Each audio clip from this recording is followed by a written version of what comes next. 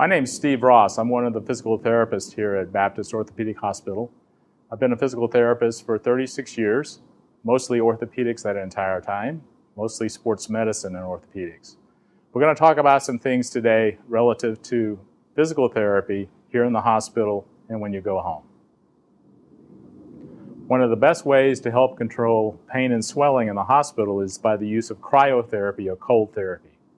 Here in the hospital, we use a cryotherapy system, which consists of a bucket that has ice and water in it, and it circulates via a pump into this special pad. The pad has a fuzzy side and a shiny side. This is the side that's going to be colder. This is the side that's away from the skin.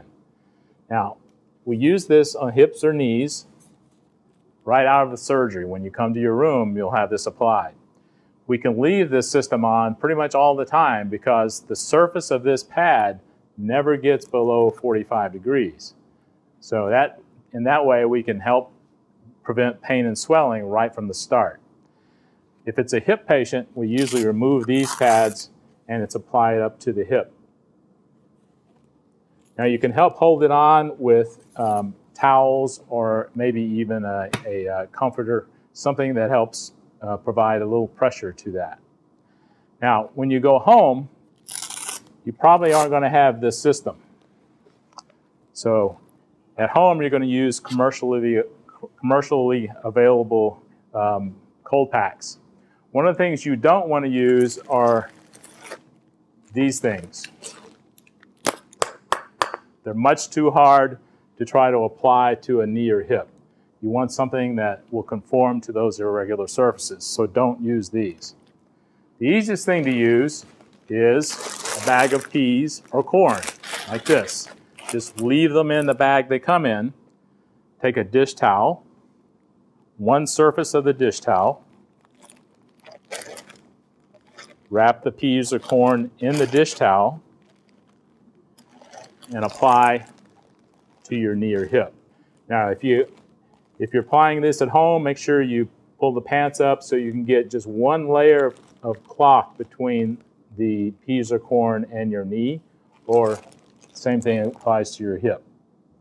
Now, the rule with something coming out of the freezer is 20 minutes on, 20 minutes off. Remember, this is a lot colder than this system, so you can't leave this on all the time. It's 20 minutes on, 20 minutes off. But you can apply that as many times during the day as you'd like. Now, sometimes you're going to have pain in back of the knee and not in the top of the knee. That's okay. Put your ice back there. Same thing applies to your hip. You may not necessarily have pain over the incision. It might be down on the thigh. It's okay to put ice there as well. So use ice as a pain control device at home. We'll begin your exercises immediately after your knee or hip surgery. Please do the exercises as prescribed by your therapist as they change from day to day. The first exercise we're going to start with is ankle pumps. It's very simple, just pumping the ankle up and down. Now, it's not just the toes, it's the entire ankle up and down. This is going to help control the swelling that you're going to have in your lower leg and help to prevent blood clots. All right? The next exercise is called a quad set. The quad is the muscle that's on top of your thigh. We're going to tighten that muscle on top of the thigh.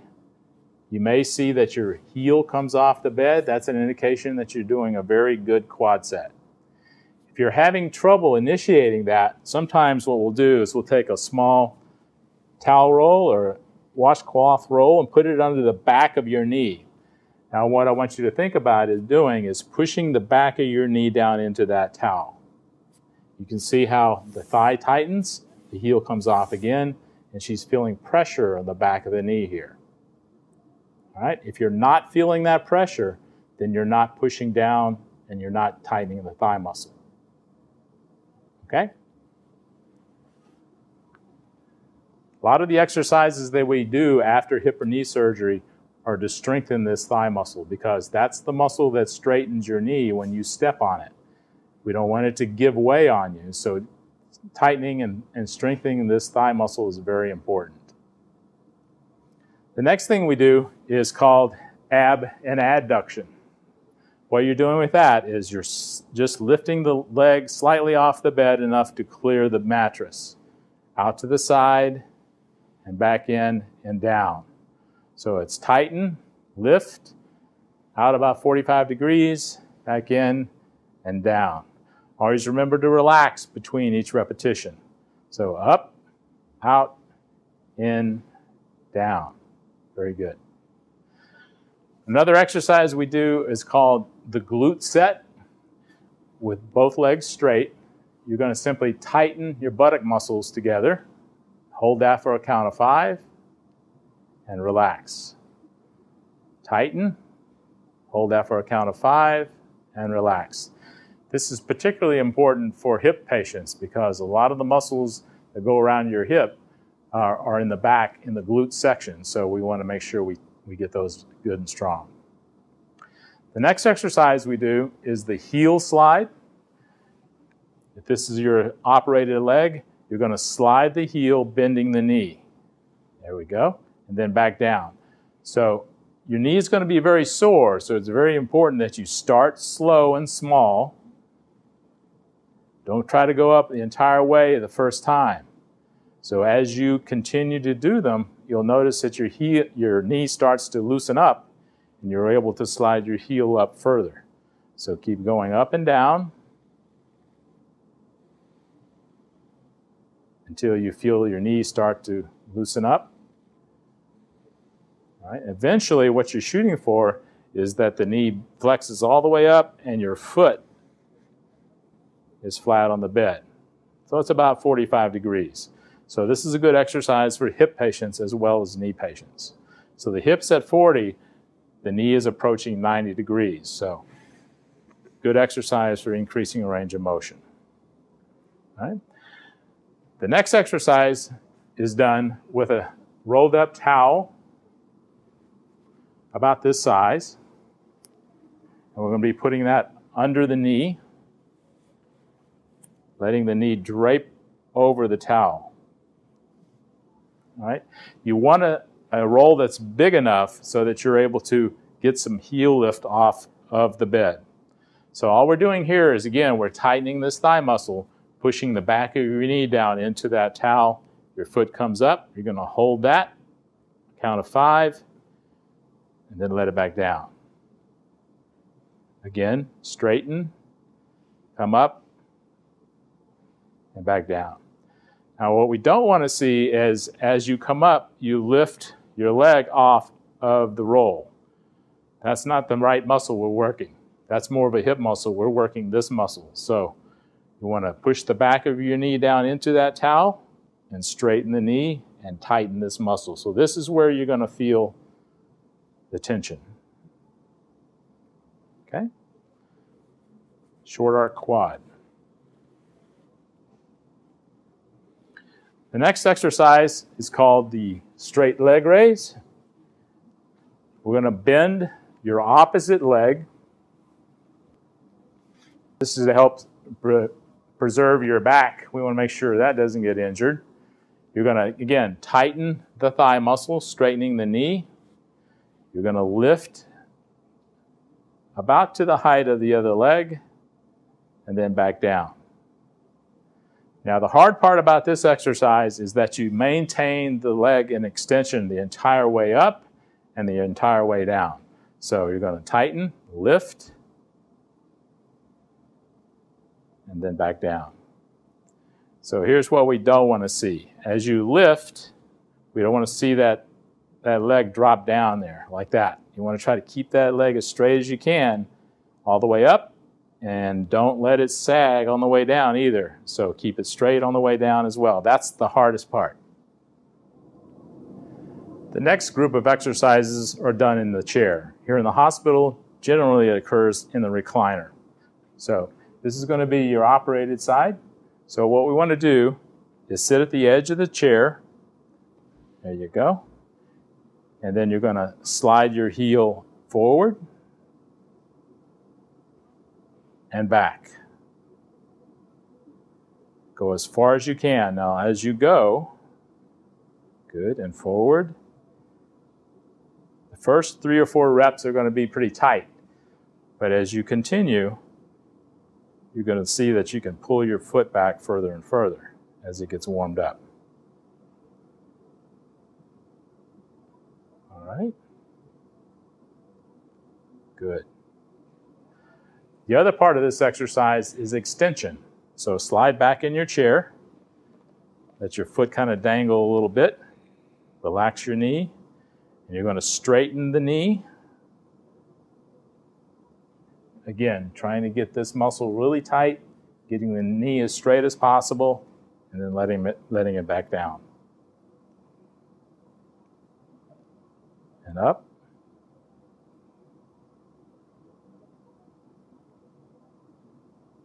All right, very good.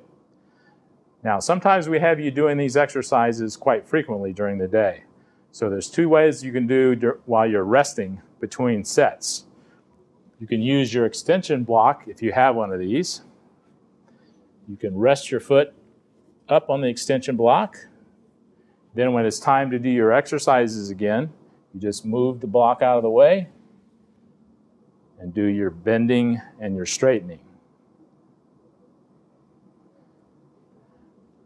Good. Back up. Having your foot in the block when you're sitting doesn't count for your stretch. That only applies when you're laying down flat.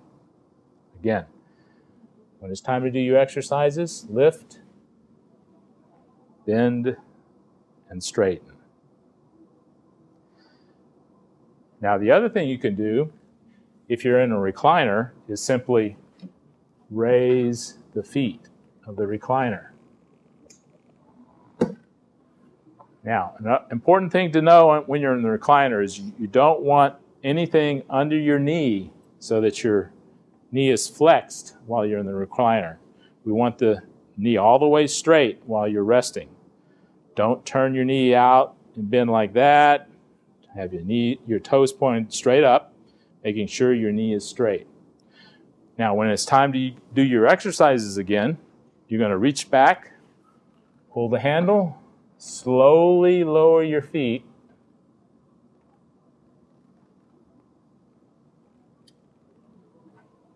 and then do your flexion and extension from that position. Now, if you're coming back and you notice your foot is hitting the chair, you need to scoot out a little bit more so you have a little more clearance there. So up and back as far as you can go.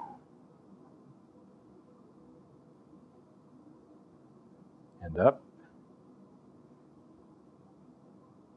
and relax.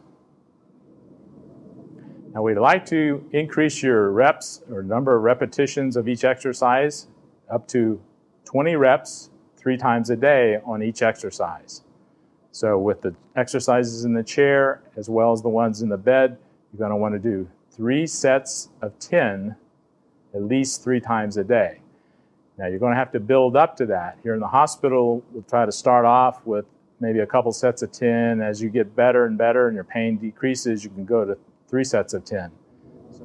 Let's talk about proper use of the walker and what gait you want to use when you're walking with the walker.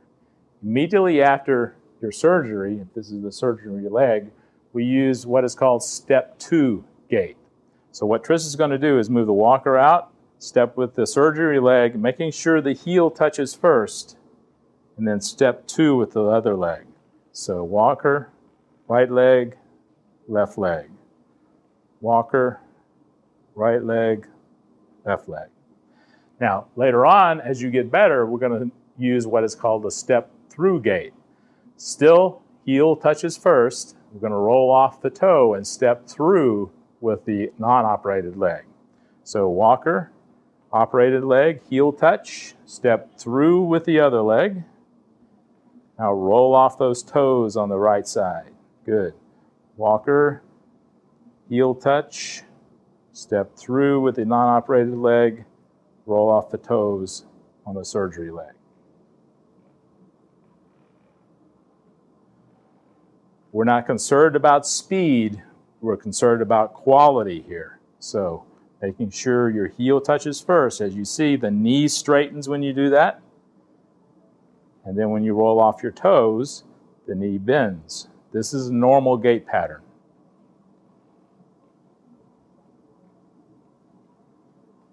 Very good. The goals of the exercises are to increase your strength and range of motion of your knee or your hip. So, being able to get to at least 90 degrees is very important. You want to try to get there as soon as possible if it's your knee exercises. So bending the knee so that this angle is 90 is going to be critical over the next week or so. So be aggressive about getting that knee to 90. The other thing that's important is the strength of this thigh muscle. So straightening your knee and developing good muscle tone in this muscle is critical in helping that leg support you when you step on it. Now for the hip patients, you also need to strengthen these muscles as well, because a lot of these muscles cross the hip, and having those good and strong will make sure your hip is good and stable as well. For hip patients and knee patients, walking is critical. We want you walking at least 100 feet, a minimum of 10 times a day, using, of course, good technique when you do that. So heel-toe gait. When you're ready to go home, or when you need to get in the car when you're at home, the best thing to do is have the person who's picking you up slide the seat back as far as possible. First of all, goes back. Now, the next thing is getting your leg in through this doorpost. Sometimes it's even better if you take the back of the seat and lean it back as well. That gives you the ability to scoot even further up onto the seat. All right, so what we're going to do is we're going to walk up to the car or the truck.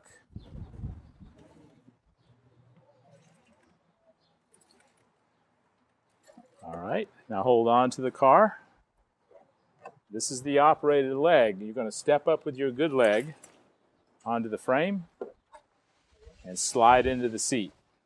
Good. If you have a running board, you can step up with the good leg on the running board and slide back. Now, the hardest part sometimes is lifting the leg to get it in. So using a jump rope or some type of loop around the foot can help you pick up the leg. It also gives you something to help bend the knee with if it's your post-op knee. And as you spin around, you're going to use that jump rope to help lift your leg into the car. Good. Once you're there, then we can bring the seat back up. All right.